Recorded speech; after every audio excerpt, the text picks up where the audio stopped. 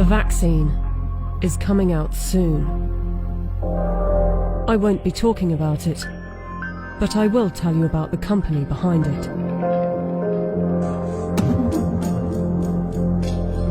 The UK government has purchased 30 million doses of COVID mRNA vaccine from a company called Pfizer. The vaccine is due to be delivered in November, with the potential of 100 million doses by the end of the year and 1.3 billion doses next year.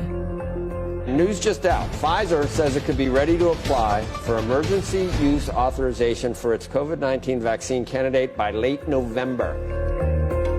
It won't be mandatory at the beginning, but judging from the large orders, a gradual plan will be implemented to persuade and incentivize people to take the vaccine and put restrictions on people that don't, along with shaming campaigns.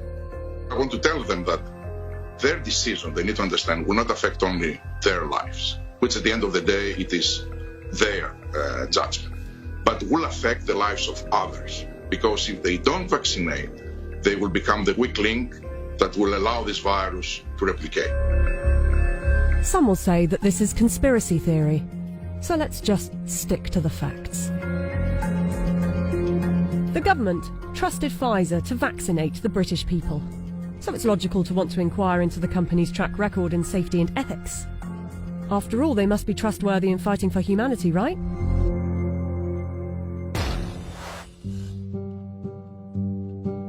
Pfizer made itself one of the largest pharmaceutical companies in the world by purchasing its competitors and through aggressive marketing tactics. What I'm about to tell you is only 20% of their rap sheet, otherwise this video would be hours long, but you can go to our website where you can see the full list. Pfizer received the biggest criminal fine in US history as part of a $2.3 billion settlement with federal prosecutors for mispromoting medicines and for paying kickbacks to compliant doctors. Pfizer pleaded guilty to misbranding the painkiller Bextra by promoting the drug for uses that were not approved by medical regulators. In the 90s, they were involved in defective heart valves that led to the deaths of more than 100 people.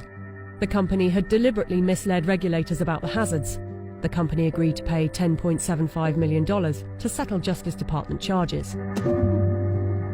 Pfizer also had a class action suit with a $60 million settlement over Resolin, diabetes medication, that resulted in patients dying from acute liver failure, said to be caused by the drug. In the UK, they have been fined nearly £90 million by the UK's competition watchdog for unfair pricing to the NHS after hiking up the cost of an anti-epilepsy drug by 2,500%, charging the taxpayer an extra £48 million than the actual price, which is $2 million per year. Buying competitors and mis-selling drugs weren't the only factors in making them the giant of a company they are. Their special relations with doctors and medical professionals has also helped. In 2004, Pfizer's subsidiary agreed to pay $430 million to resolve criminal charges that it paid physicians to prescribe its epilepsy drug, Neurontin, to patients with ailments for which the medication was not approved. In 2010, a federal jury found that Pfizer committed racketeering fraud in its marketing of the drug. Pfizer disclosed that during a 6-month period the previous year, it had paid $20 million to some 4,500 doctors and other medical professionals for speaking on the company's behalf.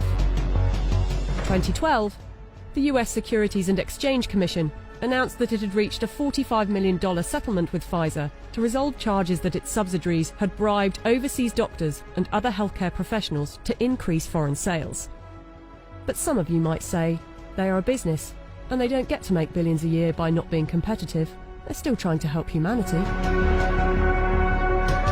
Pfizer was sued in a US federal court by Nigerian families who accused the company of testing a dangerous new antibiotic called Trovan on children without parents' consent and using their children as human guinea pigs. A panel of medical experts concluded that Pfizer had violated international law, and the company agreed to pay $75 million to settle the lawsuits in Nigerian courts. The US case was settled for an undisclosed amount. Amid widespread criticism of high pricing for poor countries, and in particular AIDS medications, Pfizer offered to donate a 2-year supply of its drug, Diflucan, worth $50 million to the South African government.